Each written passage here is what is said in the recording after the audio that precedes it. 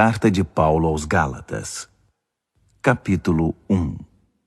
Eu, Paulo, com meus companheiros na fé, envio saudações às igrejas da Galácia. Minha autoridade para escrever a você não vem de ninguém, nem procede de alguém de hierarquia superior, mas diretamente de Jesus, o Messias, e de Deus o Pai, que o ressuscitou dos mortos. Fui convocado por Deus. Quero saudá-los com as belas palavras graça e paz. São belas, pois nos lembram como Jesus nos resgatou do mundo maligno em que vivemos quando se ofereceu em sacrifício por nossos pecados. A vontade de Deus é que experimentemos esse resgate. Glória a Deus para sempre. Amém. Não posso acreditar no que ouvi. Como podem ser tão inconstantes? Como resolvem abraçar outra mensagem? Vocês estão traindo aquele que os chamou para a graça de Cristo. E vocês sabem que não se trata de detalhes irrelevantes. É outra mensagem, completamente diferente. É mentira deslavada sobre Deus. Os responsáveis por essa agitação estão virando a mensagem de Cristo de pernas para o ar. Quero deixar bem claro, se algum de nós, até mesmo um anjo do céu, pregar uma mensagem diferente da verdadeira e original, seja amaldiçoado. Vou repetir, se alguém, não importa a reputação ou as credenciais que possua, pregar uma mensagem diferente da que vocês receberam no início, seja amaldiçoado. Acham que falo desse modo para manipular alguém? Ou para impressionar o próprio Deus? Ou para ganhar aplausos do povo? Se meu alvo fosse popularidade, eu não seria escravo de Cristo. Saibam que a mensagem que transmiti a vocês não é mero discurso motivacional. Eu não a recebi de nenhuma tradição, nem a aprendi em alguma escola. Eu a recebi diretamente de Deus e de Jesus Cristo. Estou certo de que vocês ouviram a história da minha vida quando eu vivia no judaísmo. Na época eu perseguia a Igreja de Deus. Meu objetivo era destruí-la. Ninguém me superava no apego às tradições dos nossos antepassados. Mas Deus tinha planos para a minha vida. Quando eu ainda estava no ventre da minha mãe, Ele me escolheu e me chamou por sua graça, cheia de generosidade. Por sua intervenção, revelou seu Filho a mim para que eu o anunciasse aos outros povos, os que não são judeus. Logo depois desse meu chamado, fui para a Arábia. Não consultei ninguém e não fui a Jerusalém me aconselhar com os que já eram apóstolos. Mais tarde, voltei a Damasco. 3 anos depois, fui a Jerusalém para conhecer Pedro e saber mais sobre a fé. Foram apenas 15 dias, mas que dias aqueles! Com exceção de Tiago, irmão do Senhor, não vi nenhum outro apóstolo. Diante de Deus, estou falando a pura verdade. Então comecei meu ministério nas regiões da Síria e da Cilícia. Mesmo depois de todo aquele tempo, eu ainda não era conhecido nas igrejas cristãs da Judéia. O que sabiam de mim era apenas isto: aquele homem que antes nos perseguia, agora está pregando a mesma mensagem que tentou destruir. E como eles agradeceram a Deus e o adoraram por minha causa.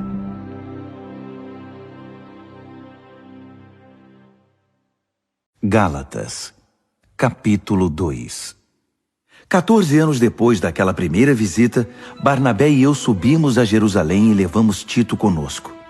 O propósito era esclarecer o que me fora revelado, e apresentei a eles exatamente o que eu estava pregando aos que não são judeus. Foi uma reunião com os líderes mais estimados da igreja, porque não queríamos que o assunto fosse motivo de debate público, trazendo tensão. Isso poderia prejudicar anos de trabalho e também meu ministério. É bom dizer que Tito, que não é judeu, não teve de se circuncidar. Mas houve alguns que se infiltraram na conferência, passando-se por cristãos. Eles vieram espionar a liberdade espiritual dos seguidores de Cristo. O propósito deles era nos reduzir à escravidão legalista, mas nós não demos chance a eles. Não podíamos permitir que vocês deixassem de lado a verdadeira mensagem.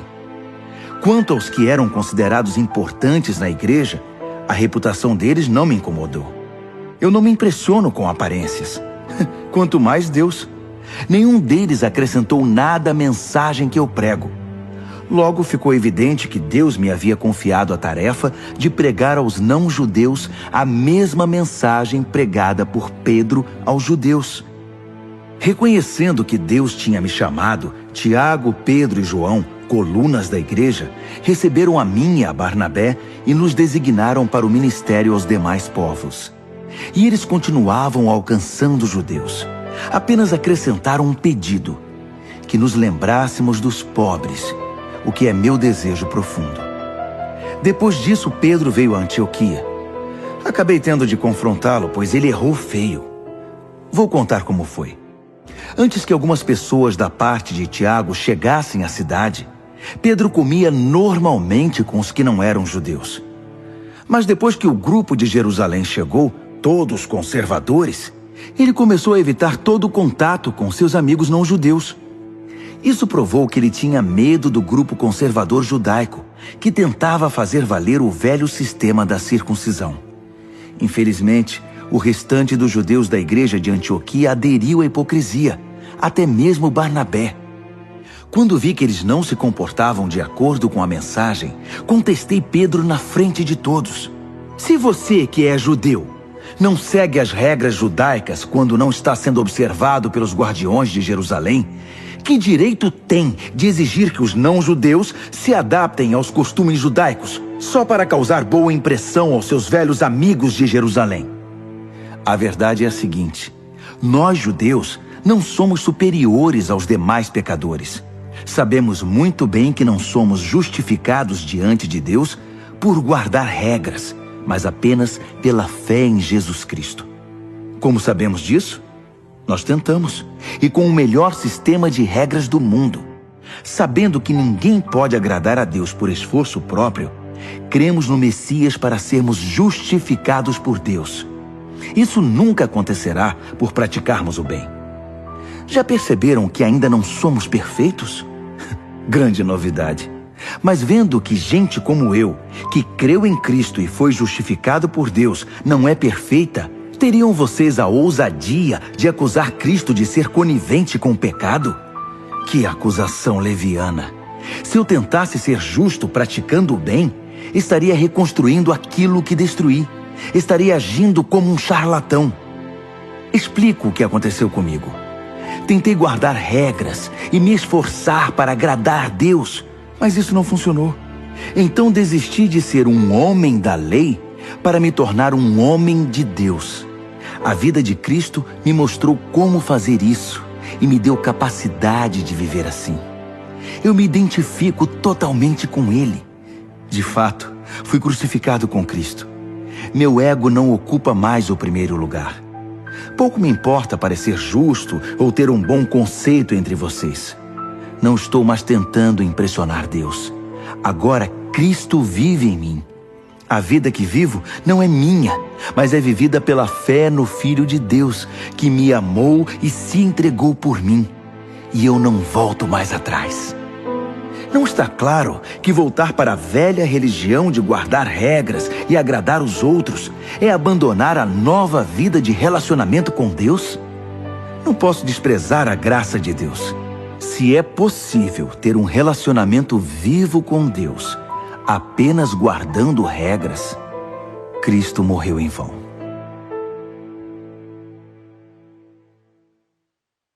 Gálatas, capítulo 3. Meus queridos Gálatas, vocês ficaram malucos. Alguém os enfeitiçou? Perderam o juízo? Algo muito estranho aconteceu, pois é óbvio que Jesus crucificado não está mais no centro da vida de vocês. E vejam que o seu sacrifício na cruz foi apresentado a vocês com muita clareza. Permitam-me perguntar, como começou a nova vida de vocês? Foi resultado do esforço para agradar a Deus? Ou foi por terem aceitado a mensagem de Deus? Pretendem continuar com essa loucura? É preciso perder o juízo para pensar que é possível completar por esforço próprio aquilo que foi iniciado por Deus. Se vocês não foram capazes o bastante para começar a obra de Deus, acham que podem aperfeiçoá-la? Será que tudo o que sofreram foi inútil? Cuidado, vocês podem perder tudo o que alcançaram. Respondam-me, será que Deus, que os presenteia com sua presença, com seu Espírito Santo, que realizou em vocês o que jamais conseguiriam fazer por esforço próprio, fez tudo isso por causa do esforço de vocês ou porque vocês confiaram a Ele esse trabalho? O que acontece com vocês não é diferente do que ocorreu com Abraão. Ele creu em Deus e esse ato de fé transformou-se numa vida justificada por Deus. Não é óbvio que quem deposita confiança em Cristo, mas não na lei, é como Abraão, filho da fé? Está previsto nas Escrituras que Deus justificaria os não-judeus pela fé. As Escrituras deixam isso muito claro na promessa feita a Abraão. Por seu intermédio, todas as nações serão abençoadas. Portanto, quem agora vive pela fé tem a mesma bênção de Abraão, que viveu pela fé. Não se trata de uma doutrina nova. É antiga e mostra que todo o que tentar viver a justiça por esforço próprio, independentemente de Deus, está destinado ao fracasso. As Escrituras resumem isso assim: maldito aquele que não consegue cumprir tudo o que está escrito no livro da lei. A impossibilidade óbvia de se cumprir um código moral como esse deixa claro que ninguém pode ter um relacionamento com Deus nessa base. Só pode ter um relacionamento real com Deus quem aceita o caminho de Deus. Fazer alguma coisa por Deus é o oposto de deixá-lo fazer por nós. Abacuque disse tudo. Quem crê em Deus é justificado por Deus. E essa é a vida real. A observância das regras jamais chegará à vida de fé. A pessoa apenas perpetuará o hábito de guardar regras, o que se vê nas Escrituras. Aquele que faz estas coisas, observar as regras, continua vivendo por elas. Cristo nos redimiu dessa vida amaldiçoada de derrotas, quando Ele mesmo a absorveu. As Escrituras dizem: maldito é aquele que for pendurado num madeiro. Foi o que aconteceu quando Cristo foi pregado na cruz. Ele se transformou em maldição e, ao mesmo tempo, deu fim à maldição. Agora, por causa disso, está tudo resolvido. E vemos que a bênção de Abraão está disponível para quem não é judeu também. Todos agora podem receber a vida de Deus, o seu Espírito que está em nós e conosco quando cremos, exatamente como Abraão o recebeu. Amigos, permitam-me citar um fato do cotidiano para ilustrar a vida de liberdade de que estou falando. Quando o testamento de alguém é ratificado, ninguém pode anulá-lo nem acrescentar-lhe nada. É o caso das promessas feitas a Abraão e ao seu descendente. Observem que as Escrituras, na linguagem cuidadosa de um documento legal, não dizem aos descendentes, referindo-se a todos em geral, mas ao seu descendente. A palavra está no singular, referindo-se a Cristo. Quero explicar esse texto. Um testamento, mais tarde ratificado por Deus, não é anulado por um acréscimo anexado 430 anos mais tarde. A promessa contida no testamento não foi negada. O adendo, com suas instruções e regras, não diz respeito à herança prometida no testamento. Então, qual o objetivo desse adendo que chamamos lei? Foi um acréscimo às promessas originais contidas na aliança feita com Abraão. O propósito da lei era preservar um povo pecador na história da salvação até que Cristo, o descendente, viesse, herdando as promessas e concedendo-as também para nós. Evidentemente, a lei não foi dada num encontro direto com Deus, mas foi dada por anjos e por um mediador, Moisés. Se há um mediador, como havia no Sinai, então o povo não se relaciona diretamente com Deus, não é mesmo? Mas a promessa original é a bênção direta de Deus, recebida pela fé. Estaria então a lei contra a promessa? Seria uma negação da vontade de Deus para nós? Nunca. Seu propósito foi mostrar que não tínhamos um relacionamento de verdade com Deus. Ou seja, mostrar como é absurdo esperar que um sistema religioso consiga sozinho o que só é possível com fé, pelo cumprimento da promessa de Deus. Pois se observar regras pudesse trazer vida para nós, nós já a teríamos obtido. A questão é que, enquanto ainda não havíamos chegado a ponto de responder com fé ao Deus vivo, fomos devidamente guardados e protegidos pela lei mosaica. A lei era como aqueles tutores gregos, bem conhecidos de vocês, que conduzem as crianças à escola e as protegem de perigos ou distrações, certificando-se de que chegarão aonde devem ir. Mas agora que chegaram ao destino, não precisam mais desse tutor. Pela fé em Cristo, vocês têm agora um relacionamento direto com Deus. O batismo que receberam em Cristo não foi um simples banho, mas um novo começo. Vocês também passaram a usar novas roupas, roupas de adulto na fé, a vida de Cristo, o cumprimento da promessa original de Deus. Na família de Cristo, não pode haver divisões entre judeus e não-judeus, escravos e livres, homens e mulheres. Entre vocês, todos são iguais. Isto é, nós todos estamos em um relacionamento comum com Jesus Cristo. Agora que são a família de Cristo, vocês são também os famosos descendentes de Abraão, herdeiros de acordo com as promessas da aliança. Gálatas, capítulo 4. Permitam-me mostrar a vocês as implicações disso. Enquanto é menor de idade, o herdeiro não está em posição melhor que a do escravo. Ainda que legalmente seja dono da herança, estará submisso a tutores e administradores até a data estabelecida por seu pai para a emancipação. Assim acontece conosco. Como escravos, dependíamos dos dominadores deste mundo, sem autoridade sobre a própria vida, pois ainda não havíamos sido emancipados. Mas quando chegou o tempo estabelecido, Deus enviou-nos seu Filho, nascido de uma mulher, sob as condições da lei, para redimir os que estavam sob o domínio da lei.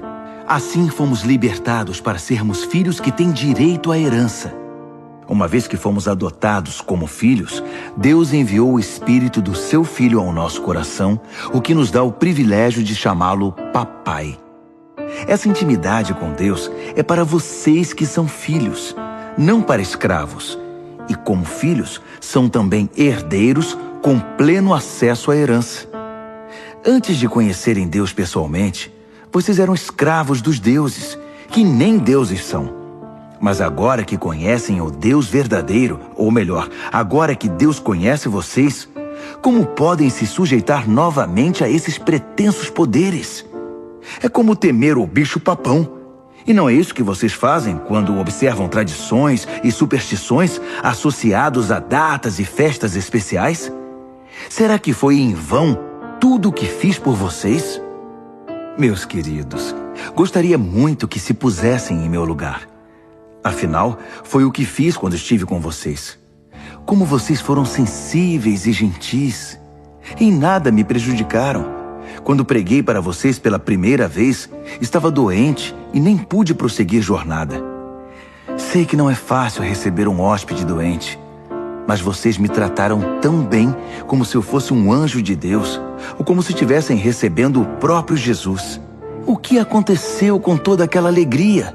Sei que vocês teriam me dado os próprios olhos se fosse preciso. Tal era o carinho com que cuidaram de mim. E agora, de uma hora para outra, parece que virei inimigo de vocês? Foi só por dizer a verdade? Não posso acreditar. Os pregadores de heresias tentam agradá-los de todo jeito. É pura bajulação. Eles querem acabar com a liberdade que a graça de Deus dá a vocês. O objetivo deles é fazê-los dependentes da aprovação e da orientação que pretendem dar. Querem apenas se sentir importantes. É muito bom que vocês sempre façam o bem, mesmo quando não estou por perto. Por que mudar de atitude para comigo quando estou longe? Querem saber como me sinto agora, até que a vida de Cristo seja uma realidade na vida de vocês?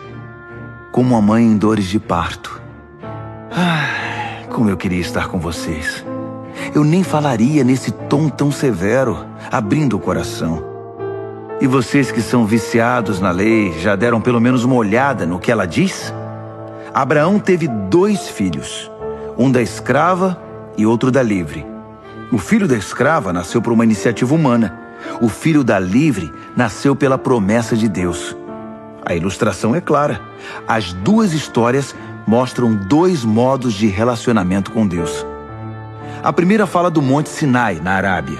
Representa o que acontece em Jerusalém, uma vida escrava que produz escravos como descendentes. É o caminho de Agar. A segunda fala da Jerusalém invisível, uma Jerusalém livre, nossa mãe. É o caminho de Sara. Lembre-se do que Isaías escreveu.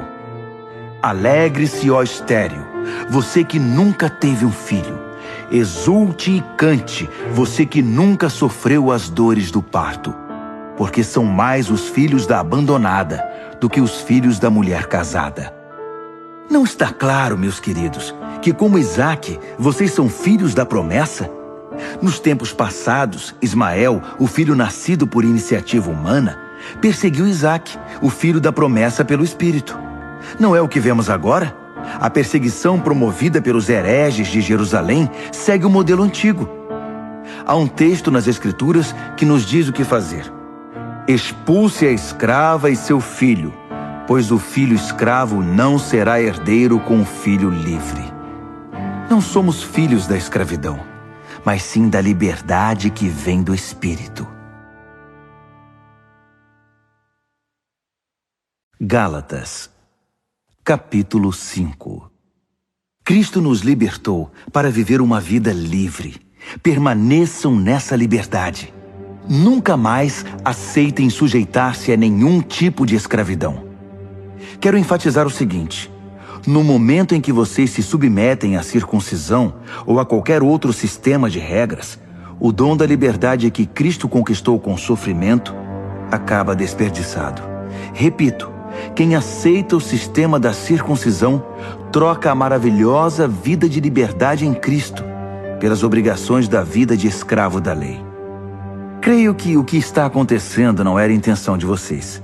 Quem escolhe viver de acordo com seus planos religiosos, tentando ser justo, se desliga de Cristo e está fora da graça. Mas nós vivemos a expectativa de um relacionamento com o Espírito que satisfaz. Em Cristo, nem nossa religião mais criteriosa, nem a indiferença quanto a obrigações religiosas significam alguma coisa. O que importa é algo mais íntimo.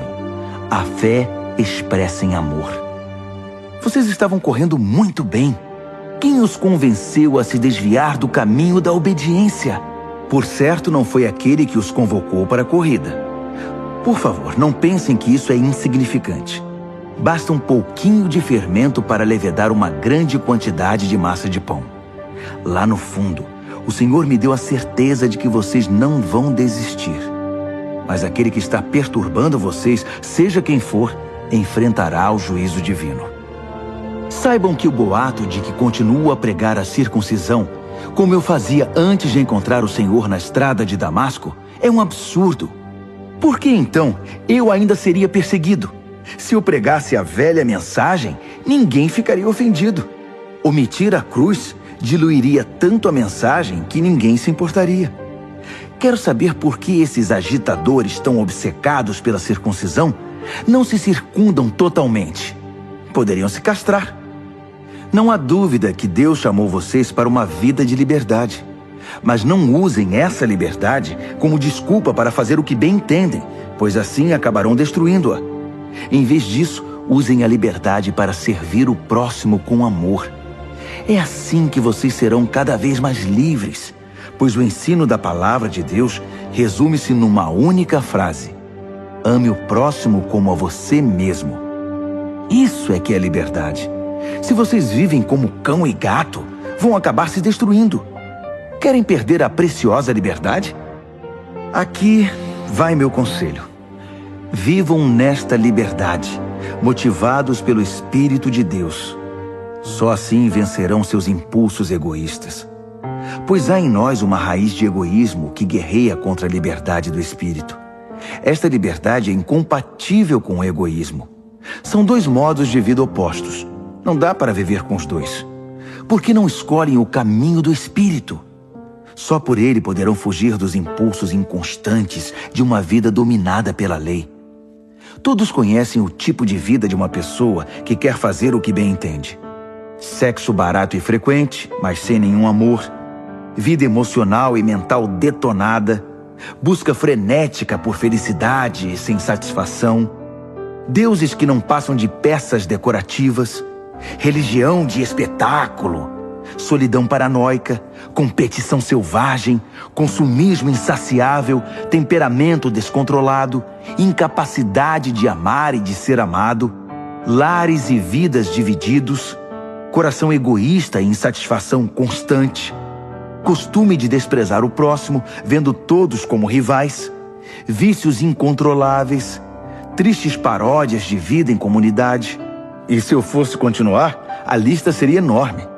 Essa não é a primeira vez que venho advertir vocês. Se usarem a liberdade desse modo, não herdarão o reino de Deus. Mas vamos falar da vida com Deus. O que acontece quando vivemos no caminho de Deus? Deus faz surgir dons em nós, como frutas que nascem num pomar.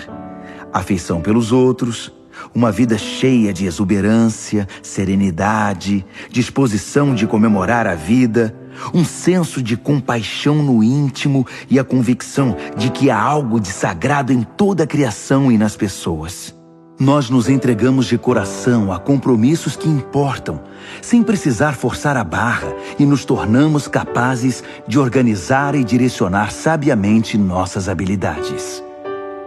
O legalismo não produz nada disso, apenas atrapalha. Para quem pertence a Cristo, seguir o próprio caminho e deixar para depois as necessidades dos outros são atitudes que ficaram cravadas na cruz. Já que a vida do Espírito é o tipo de vida que escolhemos, convém lembrar que isso não é apenas uma ideia ou um sentimento no coração. Suas implicações devem ser realidade em cada área da nossa vida. Isso significa que não devemos ficar fazendo comparações como se um fosse melhor que o outro. Temos coisa mais importante a fazer na vida. Ninguém é melhor do que ninguém. Cada pessoa tem valor singular e inestimável. Gálatas, capítulo 6. Amigos, vivam com criatividade. Se alguém cair em pecado, restaurem-no com perdão. Guardem as críticas. Vocês podem precisar de perdão antes que o dia termine. Ajam com misericórdia e estendam a mão aos oprimidos. Compartilhem aquilo que pesa a vocês e cumpram desse modo a lei de Cristo. Se pensam que são bons demais para agir assim, estão muito enganados. Cada um examine com cuidado a si mesmo e a maneira segundo a qual está cumprindo a missão que recebeu e dedique atenção total a ela. Não fiquem admirando vocês mesmos, nem se comparando com os outros.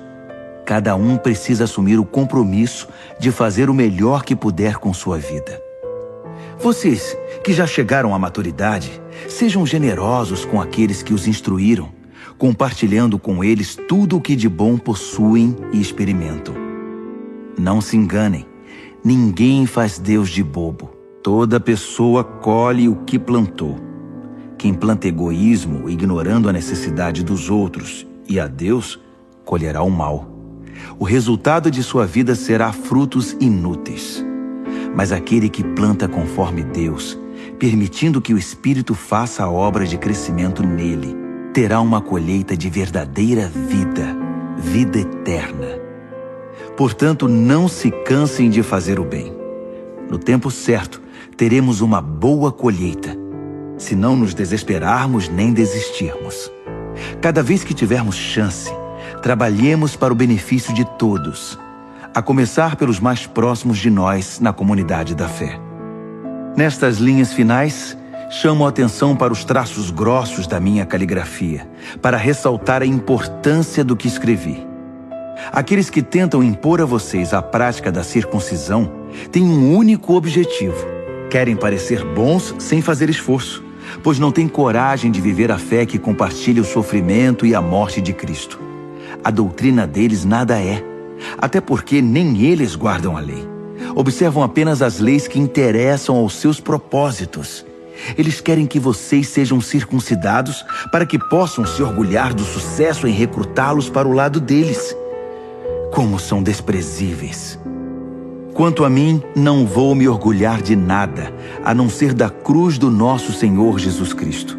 Por causa daquela cruz, fui crucificado aos olhos do mundo, libertado da atmosfera sufocante, da necessidade de agradar os outros e me encaixar nos padrões mesquinhos ditados por eles.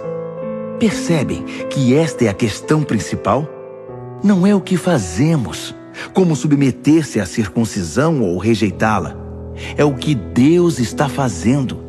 E Ele está criando algo novo, uma vida livre. Todos os que caminham por esse padrão são um verdadeiro Israel de Deus, seu povo escolhido. Paz e misericórdia sejam com eles.